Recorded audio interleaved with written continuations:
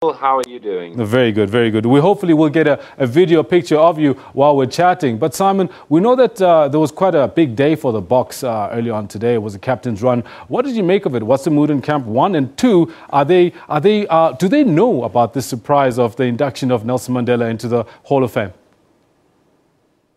Well, it was a very confident Springbok team that came out onto this incredible playing surface at St. James Park in Newcastle. It really is quite awe-inspiring to be inside the stadium. If we talk about stadiums being cathedrals, this is one of those stadiums, certainly to football in the northeast of England. You could see this is where the heart and soul of the city lies. And the Springboks were quite excited to be there. There was a lot of energy in this captain's run, a lot of noise, a lot of chat. They seem to be in a good space, and they seem to have a lot going for them, and it all bodes well for Scotland.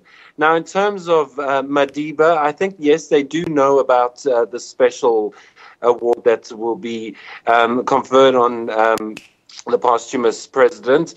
And I think everybody's behind this, obviously, because we all realize what Madiba means to the Springbok jersey. It's the story that most everyone in the country can repeat and can tell people about, how Madiba used rugby to kind of, make a bridge.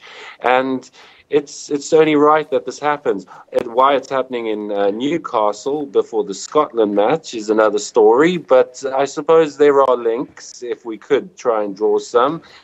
Madiba was very close to Scotland, and that's what World Rugby is saying anyway. So I think there will be that sense of occasion before the match. But then when it is time, the Springboks do need to perform, because this is still a must-win match for them in the World Cup. No, very good, Simon. Can you please tell our viewers what happens should the Springboks not win this particular match? What happens to the rest of the campaign?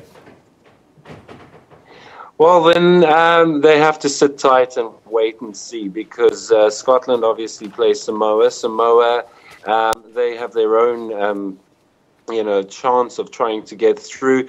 But I think South Africa could also still make it through in second position if they lose to Scotland and beat the USA. However, I don't think that's what they're planning on. Given the absolute calamity that happened to them in the first match of the Rugby World Cup against Japan. It's all hands on deck now. And we heard from Dwayne Vermeulen tonight, and he was talking about the same thing that they spoke about before Samoa. They're going old school. They're going old South African style. And they're going to hit them up front, and they're going to lay a solid platform for the backs to perform. Something we're really all looking forward to. Simon, I want to thank you very much for joining us on Skype. I hope you have a good night's rest ahead of the match.